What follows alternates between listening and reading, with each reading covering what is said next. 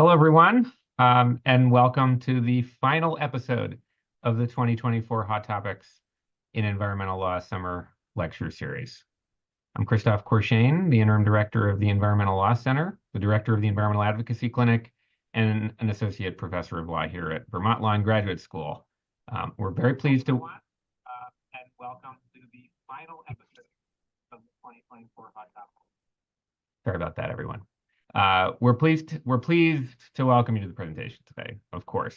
As with all our talks, each talk is worth 1 Vermont CLE credit. So please keep track of which talks you attend for your records. We'll have time for some Q&A after today's presentation, as we have throughout the summer. For those of you who are watching on VLGS YouTube, you may enter your questions in the chat space at any time, and we'll get through as many questions as we can. But our presentation precedes that, so I'm very, very pleased to welcome Hoda Imam. Hoda is an award-winning journalist and filmmaker with over 15 years of experience covering in-depth research and reporting on health inequities, food insecurity, adolescent health, postpartum finances, and women in underrepresented communities.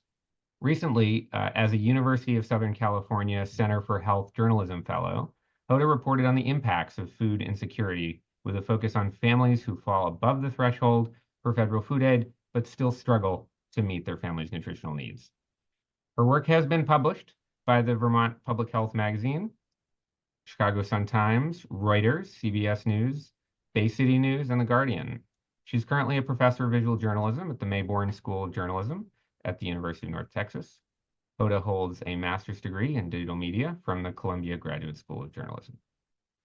I will post in the chat a link to her journalism, recent journalism, so that you all can access that. Hoda joins us at Vermont Law and Graduate School as our Summer Food and Agriculture Media Fellow. Today, she will present on the topic, Unveiling America's Hidden Hunger, a journey through health inequities in early childhood. Please join me in welcoming Hoda Imam. Thank you, Christophe. I am very excited to be on the Hot Topics talk today, as well as here in beautiful Vermont for the Media Fellowship. As Christophe mentioned, the topic of discussion for today is really looking into hidden hunger and sort of a journey through inequities experienced in early childhood. But this is all from a lens of my reporting as a journalist, speaking to parents, advocates, legislators, and really digging deep and trying to understand some systemic barriers, but also what could potentially be done to remedy hunger within the US. And I want to preface this by saying that hidden hunger, to me, is multifaceted. There's a lot of elements that come into play, and we'll see this throughout the talk. So I began reporting on inequities in about, I would say, 2018. But at the height of the pandemic, I was living in the San Francisco Bay Area, and my editor asked me to cover a story that was actually in my neighborhood, and it was a food pantry that was offering food to residents. And because of COVID-19, the system was that individuals would sit in a vehicle, they would pull up to the food pantry, and then based on the number of households that represented by the individuals who were sitting in the vehicle, food would be put into the trunk and they would drive off. So my story was based on the food pantry offering food and this sort of using COVID precautions to remedy hunger. And it just so happened that the parent that I spoke with was very gracious in sharing her story. At the time, she had 3 young children, and when I began asking her questions about food access and food inequity and the service provided through the food pantry, she said that the food was necessary, but what she was really there for were the diapers. And I had to stop and ask her, what do you mean by this? And she said, well, every time I go to pick up food, I'm also getting a few packs of diapers. And at the time, she had 2 children in diapers. And thanks to the diapers that she was receiving, she was able to pay her utility bills on time. And this was a huge eye-opener for me because at the time, I did not know that there are no federal or state benefits that cover diapers. I assumed there were, and through my research, I found out that a lot of people have this misconception. And so this article led me down a journey of looking into inequities, but from the perspective of domino effects. So when one basic need is not available, what are the symptoms? And then what happens? And then what happens? So in 2023, as a University of Southern California Center for Health Journalism Fellow, I wrote an article for the Harvard Public Health magazine.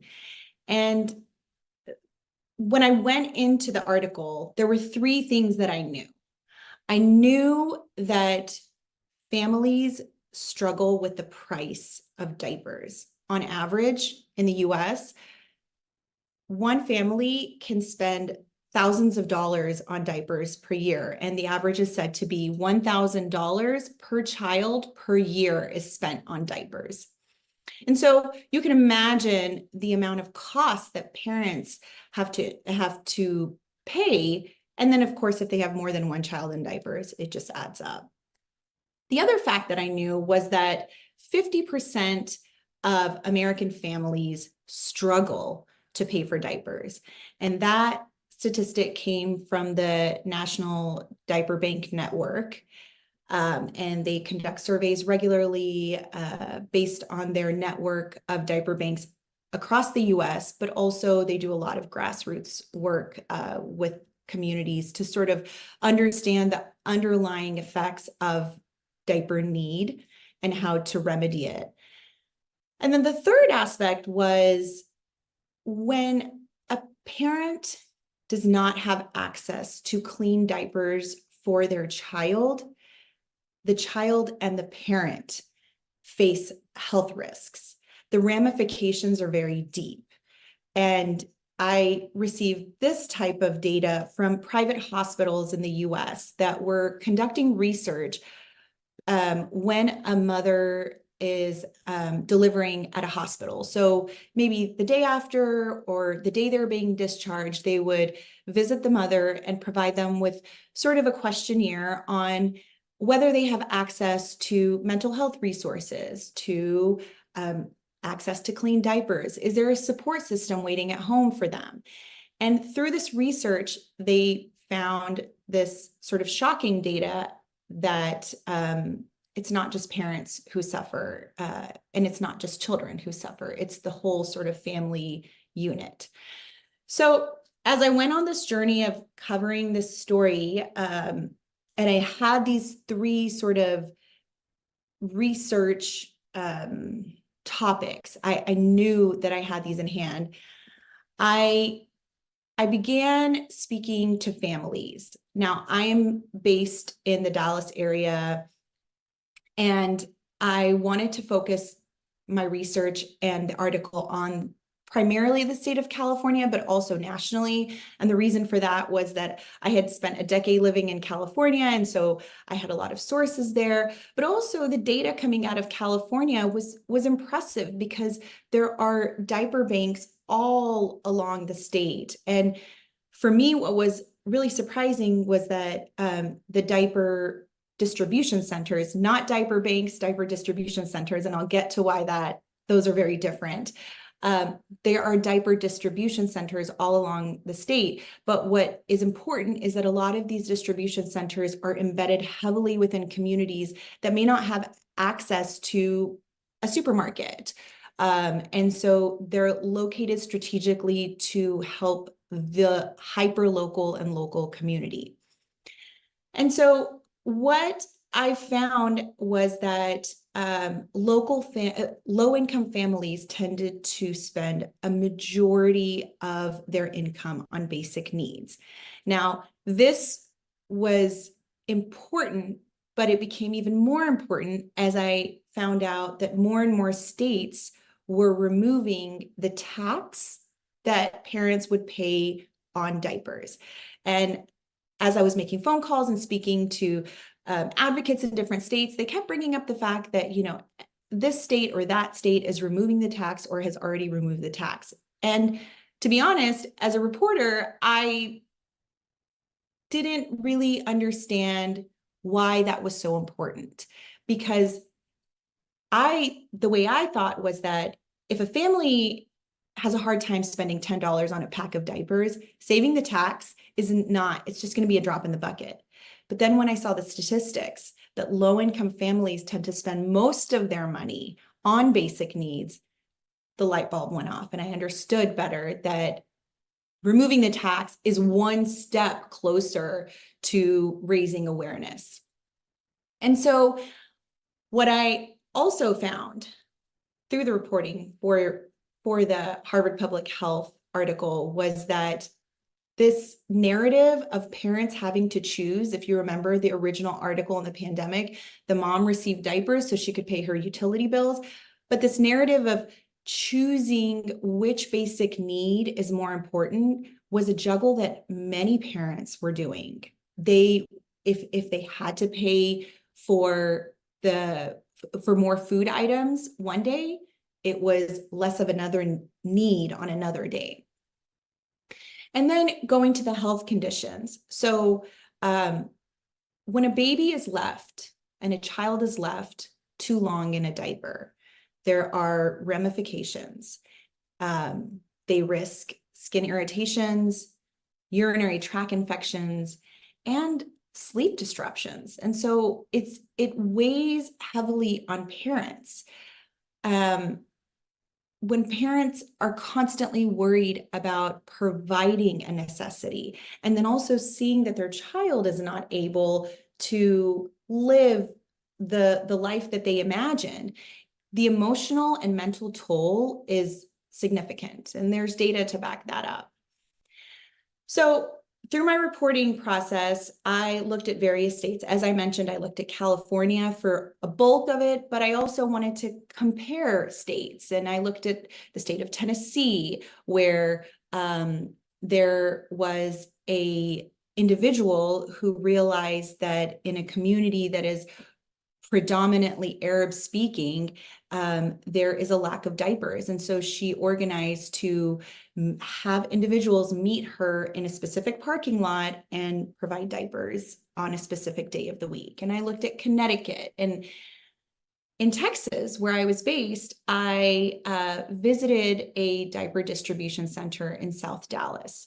And shocking statistic that I received from the manager of a diaper distribution center was that 80% of the women in that South Dallas area had to choose between diapers and food for their family. So for her, this concept was absolutely normal, and she was very used to hearing the sort of tug of war that parents are dealing with. Now, this particular diaper distribution center is interesting because not only do they provide diapers, but they also provide clothing, food items. They offer continuing education classes. So they wanted to be in a neighborhood that, in a lot of senses felt like it wasn't getting the attention they needed as far as resources, and provide a center for support. And I remember the day that I went out there, it was very, very warm. It was actually Cinco de Mayo when I went out to visit, and they had festive music on. They were offering any children who walked in candy and sweets and cakes, and it was just a very welcoming environment. And before I move on, I do want to say that the reason why I say there's a big difference between diaper banks and diaper distribution centers is that diaper banks are like a bank.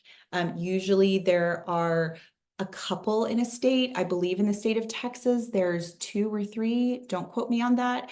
But they receive diapers from donations, private organizations, even the state. And then they then distribute it out to these different locations within communities.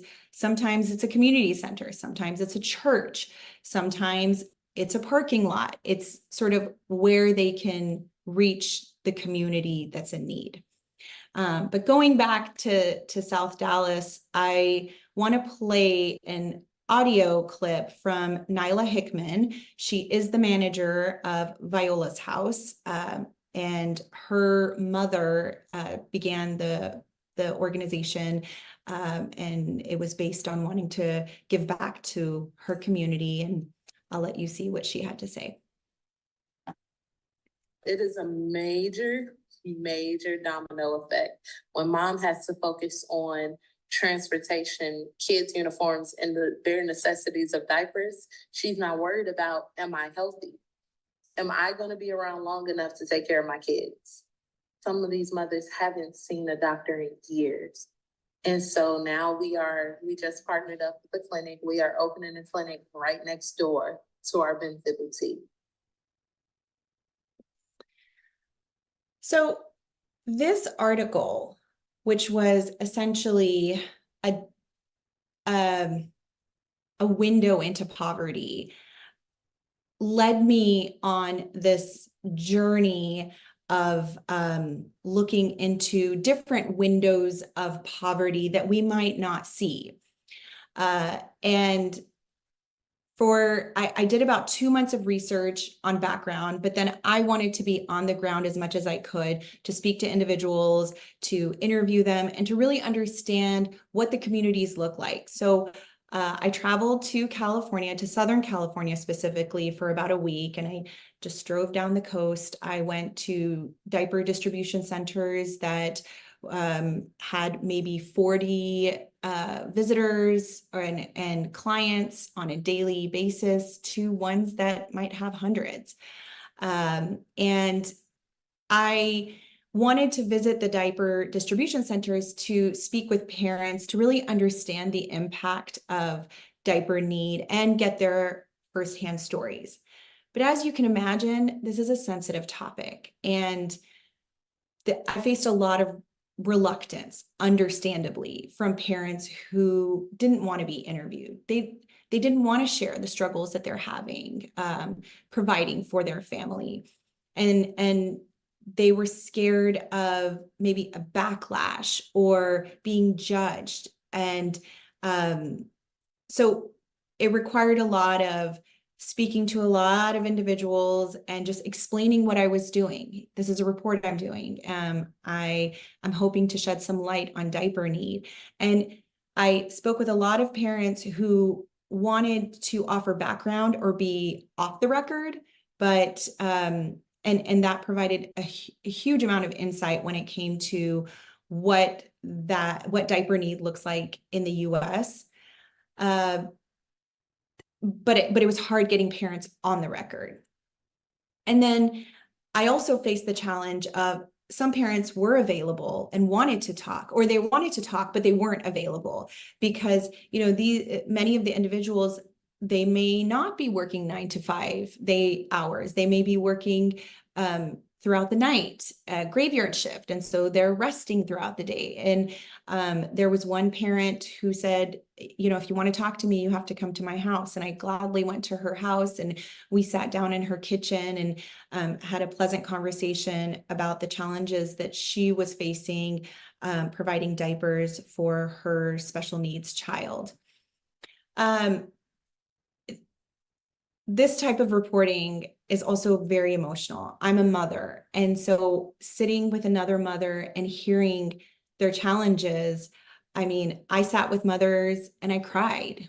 We hugged. I really felt like I don't want them to think that I'm here just to get a story. I really want to know what's happening, and I really want to spread awareness. And so there were times that I interviewed parents and it was so difficult for them. I stopped the interview and I said, look, you don't have to share with me any longer. We can just sit here and I'll put aside everything. I'll put aside my recorder, my camera, and we can just talk. And interestingly enough, every time I did that, the parent would calm down. You know, we'd get some tissues, we would wipe some tears, and she would always say, no, I want to finish the interview. So we would continue. I don't like how the government. And so one of the subjects of the story for the Harvard Public Health magazine is Viridiana Montero. I met her in San Diego, California. It was on a rainy Saturday morning. It was a church that was located near the coast, but also in a community that seemed like it access to grocery stores was difficult. And I sat with the pastor there and we had a great conversation, and I told him, I just want to sit here, be a fly on the wall. And if any parents come in and, you know, is it okay if I interact with them? And he said that was fine. And parents, you know, trickled in, picked up diapers, the sizes they needed. They ran out of the popular size on that day, which was a size 3 or 4. And they would pick up some fruit off the table, because most diaper distribution centers are also located in food pantries. There are some specific diaper distribution centers, but for the most part, and especially in Southern California, where I was reporting out of, they're kind of located in one facility. And so I sat there and parents trickled in. Some said, no, absolutely not. I'm not comfortable. And then when I met Viridiana, she said, yes, I want to talk. I want to share my experience. And we sat in a room. She had her daughter with her. And she shared with me that she's here for diapers, but she's really struggling. She has 3 children, and she was actually kind of pushing her youngest to potty train faster to save on diaper costs. And in fact, during the interview, we had to stop because she wanted to run her daughter to the bathroom in hopes of potty training her faster. But one of the important aspects to her interview, which opened the door to my next article, was that despite all of her struggles, despite the fact that she was getting food and diapers from the pantry, she didn't qualify for federal assistance. Based on the federal assistance sort of requirements, she was above the threshold. And that was very frustrating for her. So I'm going to let you hear her audio and listen to what she had to say. I don't like how the government doesn't see everything we have to pay as far as like rent, bills. They look at your income, and because they assume you make a certain amount of money, then you don't qualify for this and you don't qualify for that. So I feel like they should take in consideration the fact that we pay, let's say, $2,500 of rent, plus bills, plus utility, plus personal needs. So at the end of the day, we really don't make enough money. So her interview and the Harvard Public Health magazine story sent me on a different course of looking into yet another inequity, which is something we think about, food.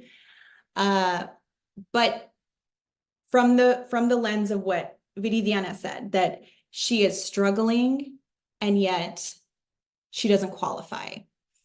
So again, through the University of Southern California fellowship, through the Center for Health Journalism, but this time with a focus on data journalism, I looked at the number of participants or people who qualified for the Women and Infant Children program. And they may qualify, but they're not applying for it. And a little bit of background on WIC is that it's a program geared for children 0 to 5 years old. The moment a mother is pregnant, she can qualify. It provides nutritional needs to mothers and children. Again, the child sort of caps, the program ends for the child at the age of 5. And so I wanted to speak with parents who qualify for WIC but are not applying. And the reason behind this was that because of the article on diaper need, I had a researcher who reached out to me and said, this article is really important, but have you looked into WIC numbers and sort of a state-by-state analysis of which states are utilizing the program very well and which states, and specifically which areas of a state, may not be utilizing it well? So this meant contacting a lot of state and federal organizations, gathering a lot of raw data. I am not a data sort of heavy journalist. Thanks to the fellowship, I gained a lot of sort of insight into how to get raw data and analyze it. But at this point in my research, all I saw was numbers coming in, but there were some visual flaws. There were some changes where, some person added a 0 and they shouldn't have added a 0. And it was just a lot of inaccuracies. And so as I gathered this data and I cleaned it and I analyzed the numbers, I used pivot tables and different visualizations to identify trends. I started noticing the states that had high eligibility but low participation. And that was my focus. And one of the states was Illinois.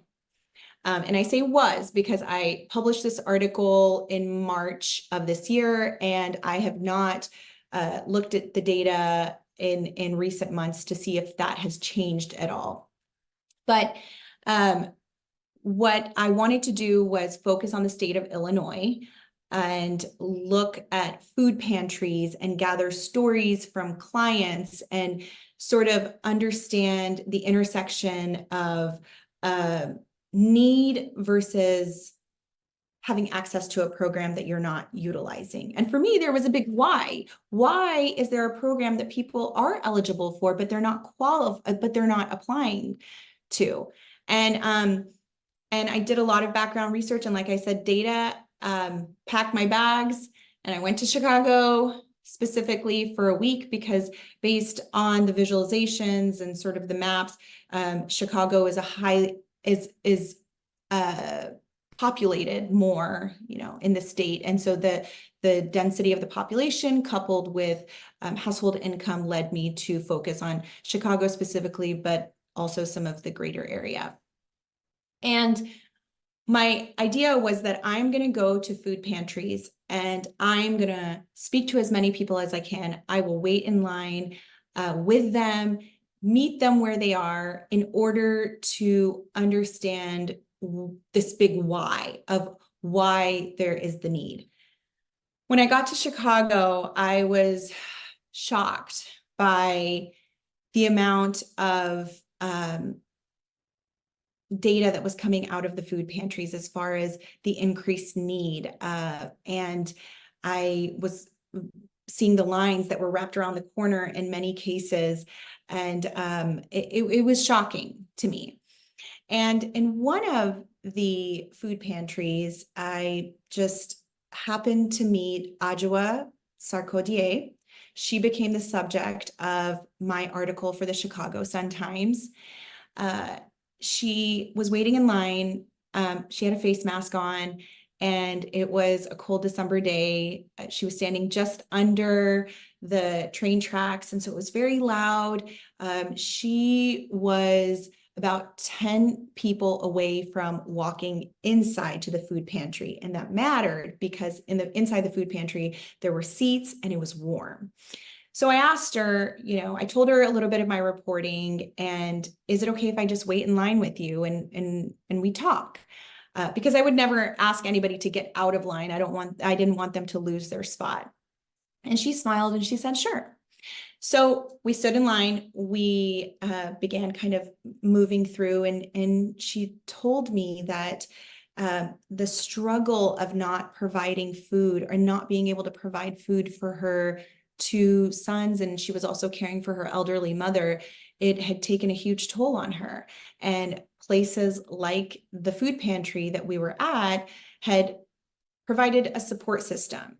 Now her kids were above the age of 5, and so they didn't qualify for WIC.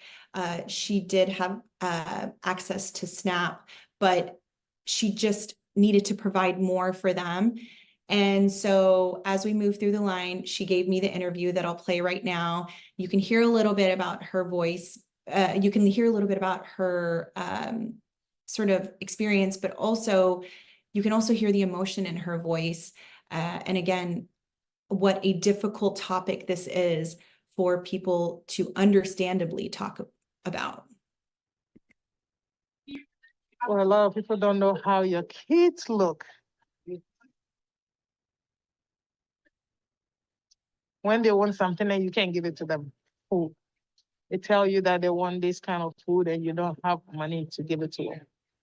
A lot of people don't know. And I wish they know. And let me throw this one in, and I was a working mom until I had COVID and long hauler. Everything just went down from there. So food, clothing, everything is very hard for me right now. And I know a lot of people are going through the same thing I'm going through. And a 10-year-old and a 9-year-old don't understand why mom used to give me that and why she can't give me not that right now. So I hope and I pray, I'm sorry, a lot of people understand that food is life, aside air and water. Food is everything. And Adjoa went on to share sort of the experience that she's had post as having long haul COVID, and the fact that she cannot get employed because employers deem her illness as a risk. And so she's stuck in this cycle of trying to provide for her kids, wanting to work, but battling with this illness. So for this article, I was able to look at a variety of statistics. And what I found was that in Illinois, as mentioned, there was a decline in WIC participation despite eligibility rates since 2018. And at the time in Illinois, over 419,000 eligible women, infant, and children there were women and infant and children who were eligible for the program, but about a third of the participants only signed up for the program. And again, this big why is this happening? And then as far as hunger and statistics, the number of US households lacking access to adequate healthy food increased to 44 million in 2022, the highest since 2014. And then as far as food insecure children specifically, 13 million in 2022. So these are staggering numbers. And when I was at the food pantries and I spoke with organizers, they were telling me that they were dealing with a record number of clients, with one food pantry telling me that they were operating at higher levels than the height of the pandemic. And so another food pantry said that they reported a 272% increase in clients from 2018 to 2023, and they were serving over 50,000 households. And so when I hear these staggering numbers, I kept thinking, well, but there is this program, and I know it has a cutoff as far as age, but why are they not being used? And also, how do food pantries and a program like WIC or SNAP, how do they go hand in hand? Because WIC is a food supplement program. So if there's a decline in participants, but then food pantries all over the Chicago area are seeing these record numbers, what is the difference? And I quickly learned that they all kind of go hand in hand. I'll play the audio from Sophie Millam. She's the Vice President of Policy and Advocacy at the Greater Chicago Food Depository, which is essentially a food bank that distributes food across the state. There can be a tendency to want to try to solve things in silos. The charitable response versus SNAP, or food assistance versus housing. But the reality is that, this is all interconnected. I mean, much as Senna said, struggling to get by, the rent or your utility bill or an unexpected health cost or car repair, all of those things could throw your budget out of whack and impact your housing security, your food security, your access to preventative health care. So particularly from a policy standpoint, we think very much in terms of programs or agencies that are administering programs, or even kind of at the local level. I think people think about, what the pantries are doing, but it is all so interconnected in terms of systemic barriers. Yes, and that's what my research showed too, that it's all interconnected. Food pantries do not take away from SNAP. They have to work together. Food pantries like SNAP or WIC, they supplement the food need. And so it's not as if one is sort of the knight in shining armor and the other one is just kind of there. They work hand in hand. So as far as the challenges facing WIC participation, so this fiscal year, the current fiscal year, WIC did receive full funding, and throughout my reporting, I started in October of last year and I finished in March. There was a lot of ups and downs as to funding, whether the funding was going to come through or not. But it is fully funded. But despite the fully funding, WIC still remains underutilized due to several factors. And so remember how I was talking about the why? Why is this program not used? There's not one answer. There's many. I found barriers to applying for and maintaining benefits. So a lot of WIC programs, it's state dependent, but in Illinois, you have to show up in person to fill out the paperwork. And not everybody is available during office hours. And let's say if the office hours are 9 to 5, doesn't always work for everybody. And then in order to maintain benefits, there's follow-ups and phone calls. And so not everybody can answer the phone call to sort of answer any questions and provide any kind of verification needed. But I do have to mention that at the time there was one WIC office that had set up a mobile WIC service, and so they were kind of going out to communities and providing mobile services and helping to fill out paperwork. There is a lot of work happening in the Chicago area as far as advocacy in order to get people to know about the program. And I saw signs in the food pantry, like, did you know you could qualify for WIC? Grab a phone number, call this person. There's tons of advocacy, but I think it's still not enough. It's not enough because a lot of people don't know about it. And then another reason was misinformation. One of the reasons Adjoa agreed to interview with me was because she said that there are people in her community that are scared to apply for WIC. They're scared of the ramifications, whether it's immigration status or their income levels. There's just fear, and the fear is widespread. And she said that because WIC provided so much support when her kids were younger, she kind of felt as an advocate, and she would go up to her neighbors, friends, and say, there's this program, it could help you, just try it. And if they expressed any fear, she would try to answer their questions. Now, when I spoke to experts in the field, what they said was that WIC captures a good share of eligible families right after birth. So some hospitals do advocacy within the hospital. And so as soon as a mother delivers, they'll ask questions and provide information packets that could potentially steer the mother and the parents in a way where they could apply for the WIC program. But by the time the child hits their second birthday or third, they drop off. When I asked parents why that would be, they said, well, we really get on to WIC for the formula because formula is so expensive. It doesn't cover diapers, but formula is very expensive. And so once their child stopped taking formula, they kind of dropped out of the program. But again, there's a lot of awareness that's trying to be spread throughout communities that the WIC program offers nutritional benefits up until the age of 5.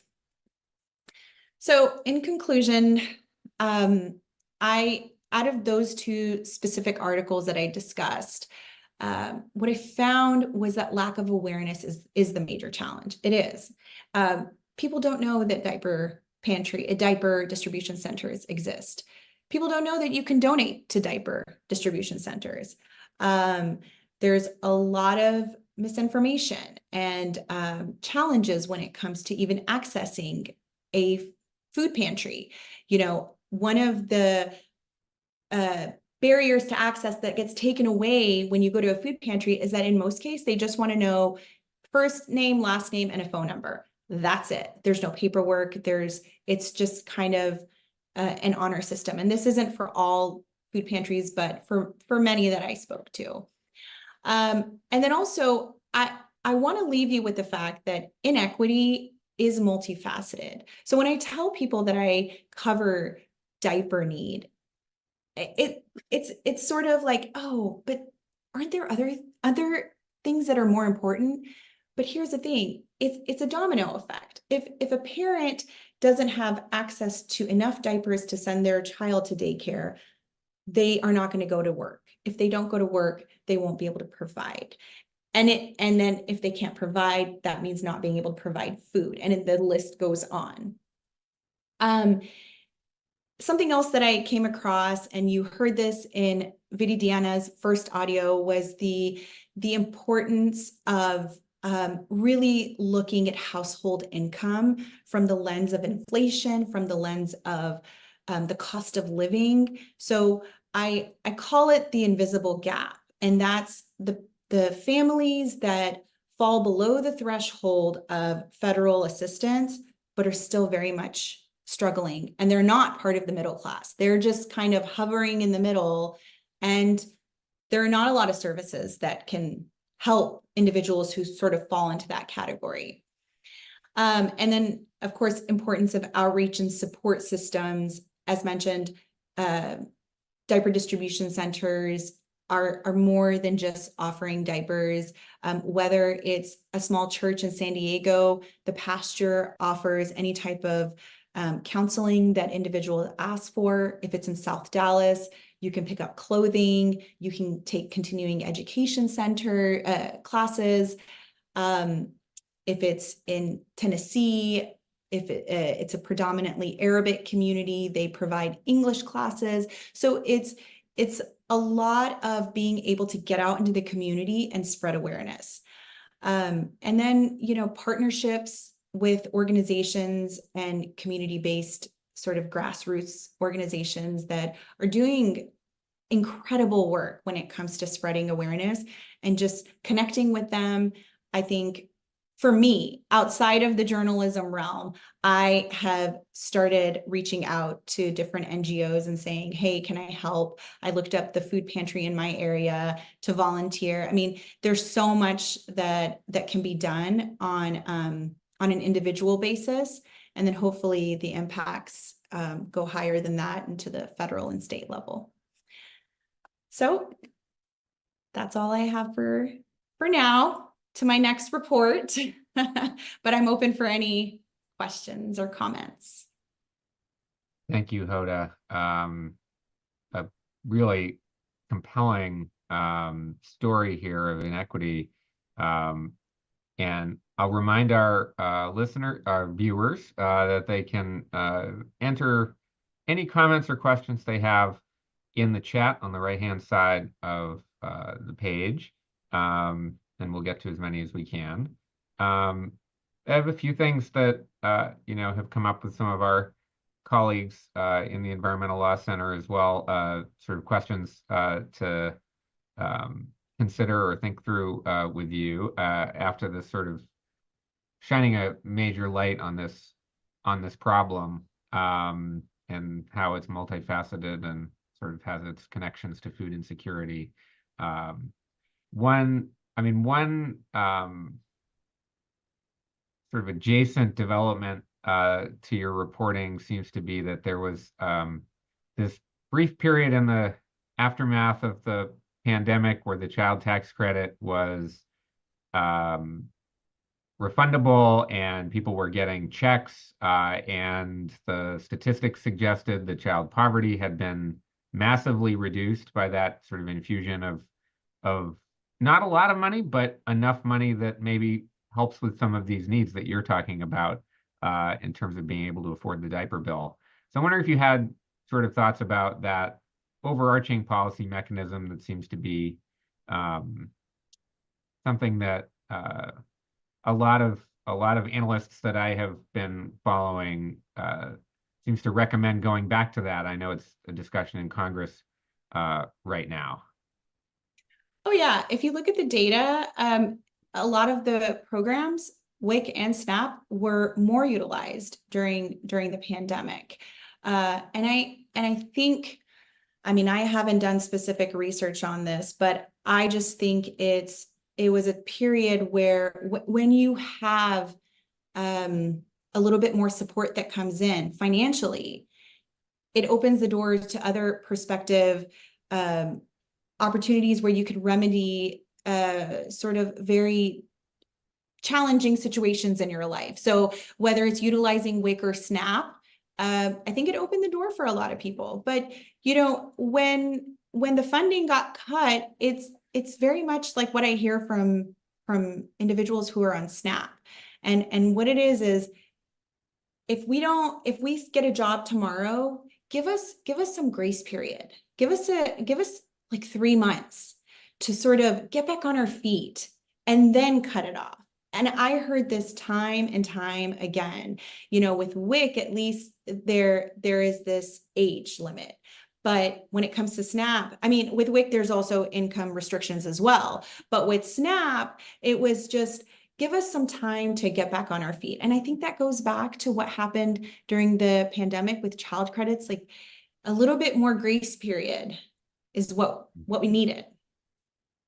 So something that is a major feature of, I think, community life in Vermont and around the country too, but it feels in smaller communities, especially the sort of the community food shelf or the community food bank that is really aggregating local charitable interest and volunteers to support local people who are facing food insecurity or facing a diaper need, for example. And you mentioned that there's sort of a disconnect sometimes between those programs and the availability or the connection to the federal programs that offer additional support. Do you have other thoughts in addition to what you've already said about how those, from your reporting, how we could make that more seamless? Is there very commonly, these are 1,000 flowers blooming across our landscape in terms of these food pantries, and they supply a critical need, and there seem to be many of them are surprisingly oversubscribed in all sorts of places that you wouldn't necessarily expect. How do we get the connection sort of between the two to be more seamless? These federal programs that are underutilized, maybe these state programs that have been put in place, the programs that are available as kids get a little older and they're pre-K or kindergarten age, they sort of phase into that where there might be some school-related programs. It's a tapestry, and it's hard for lawyers and policy analysts to navigate it, let alone families dealing with everything that they're dealing with. So I don't know if you have further thoughts on that that angle on it. I do actually, because I asked the same question when I was out in Chicago. And I asked this question to food pantry organizers. And what they said was, well, the technology isn't there. So basically what they wanted was when an individual comes to a food pantry, if there was a way for them to enter first name, last name, address, basic household information, and then there was sort of this mechanism that came in and said, oh, well, they also qualify for WIC and they also qualify for SNAP and their child can apply for free lunches. That's the key. And at first when I heard this, I thought, oh, this is just wishful thinking, right? But I heard it time and time again, that if only we had this mechanism, which doesn't sound very difficult to have, that would just populate and tell sort of the first point of contact that, hey, this person also qualifies for these services. So give them the information, put them in touch with a caseworker and send them along their way. The technology just isn't there. It's not. That's definitely a challenge. I think that's been an issue across the social services landscape for some time. It's such a complicated patchwork of programs and resources that there's often not a overarching coordination. There just isn't maybe the money in those programs to support that sort of staff or technology project, which, you know, that isn't any more complicated than things like you go to the supermarket and all your data is in the supermarket's hands in terms of all the other supermarkets you've gone to and all the sort of stuff that they have on you. In the private sector, that type of coordination is happening a lot. You know, it's happening based on where our phones are at and all those sorts of questions. Right. You'd think that we could use some of this technological innovation in this space. I mean, to go to a question that I think will be on some of our viewers' minds about the whole diaper disparity issue. There's been a long discussion about cloth versus disposable, and you know, I don't know exactly where that debate is at. My children are a bit older, and obviously I was very engaged in that at the time. But there's sort of some different parts of that. There might be some scenarios in which cloth diapers are cheaper if you have the time to launder them and the place to launder them. So there's sort of a sustainability component that I think we always sort of think about when it comes to diapers, given just how sort of odious a product they are in terms of their, you know, long-term waste ramifications. But I wonder how that has sort of come up in your reporting, as I understand some communities have a long history and a long sort of lot of experience and a sort of a network that's related to that that may be of help in certain areas, whereas in others it may not be possible. So I'm wondering if you've looked into that or thought about that. Christoph, it goes back to the multifaceted aspect of inequities, because that's a brilliant question. And yet when I asked parents, they said, where's the washing machine? They didn't have regular access to a washing machine. And having the time to sit there and wash on their own, it's a lot of it. Access to water, you know, I mean, it sounds so basic, but I had a mother who told me she was forced, I mean, and she was very happy she did this, but she had to breastfeed her child because she didn't have access to water to wash the bottles to provide formula as another option. So I think that's not to discredit that cloth diapers are an option. I just think that there's so many more layers to it.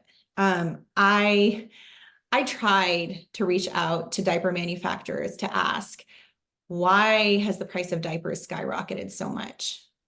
I didn't get any response.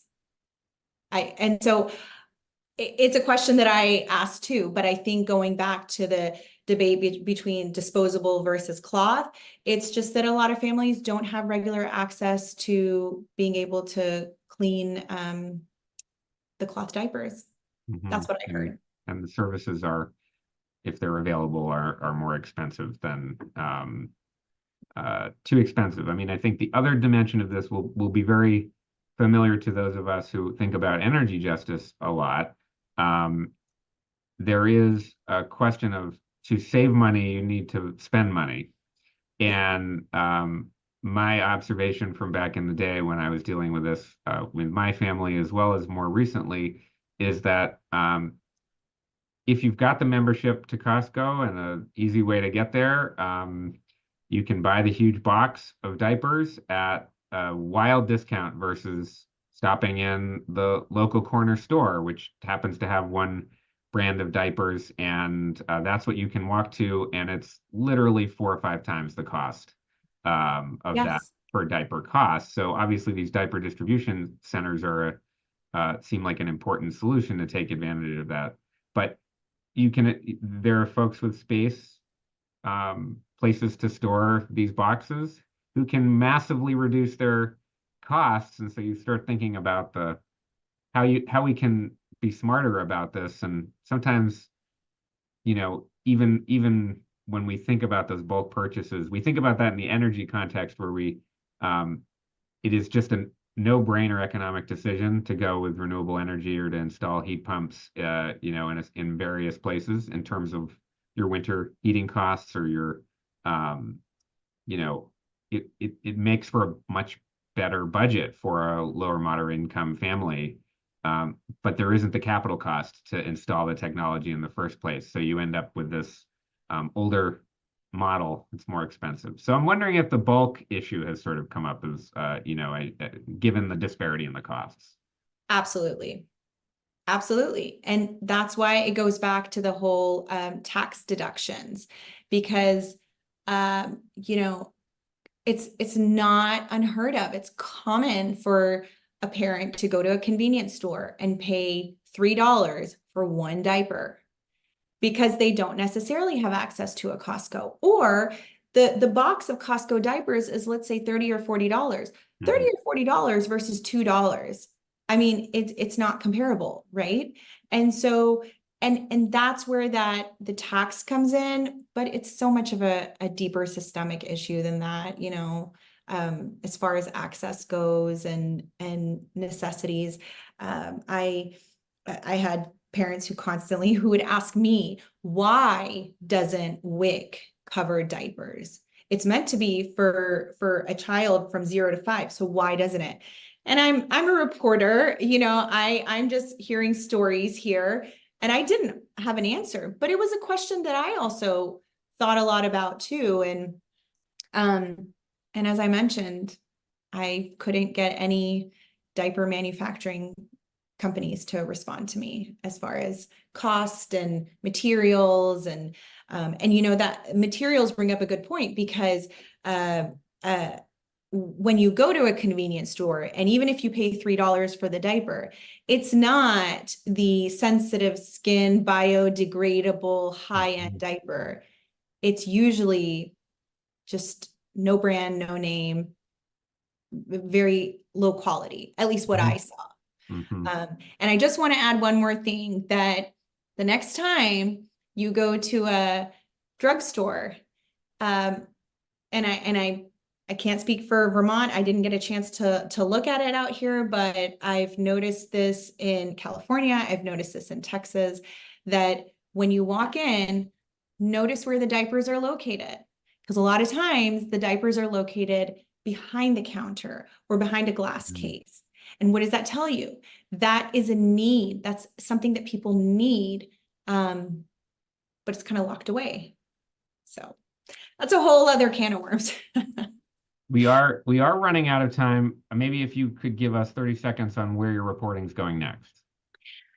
My reporting is going to be focused on food aid. I'm looking at a lot of different aspects to food aid for low-income families, food aid for farm workers, food aid for individuals that fall in that invisible gap. So I'm always excited to get story pitches. As I mentioned, the Chicago Sun-Times article was pitched to me by a researcher, and my editor was excited about it. So I'm looking to stay in the food aid space as long as I can, because there are so many stories to tell. Well, we'll be looking forward and looking out for your reporting. Thank you, Hoda. And we're out of time, and we need to wrap up today's talk. So thanks again to Hoda. And thank you so much to all of you viewers for joining us today and throughout the summer. It's been a wonderful series of summer lectures. You can view all of our talks on the VLGS YouTube channel. In fact, I just checked today, and our talks going back more than a decade are also there. So check those out. It's a great resource. We have had a wonderful series of speakers this summer and in past summers. So please check that out. I'd like to extend my sincerest thanks to the very patient Brian Bashaw on technical support, for running the program so smoothly all summer long, sort of making this all happen. Also, to the wonderful team at the Environmental Law Center, Courtney Collins, who is the wonderful leader of our summer program, assistant director, Ann Linehan, our staff director, and Dee Gish and Donna Kowalski, who are also big parts of our team. So thank you so much for your time and attention this summer. We'll be looking forward to bringing another wonderful summer program your way next year. So thanks for joining us. And summer's not over yet, so enjoy the rest of it. And hope everyone has a great day. Thanks. Bye.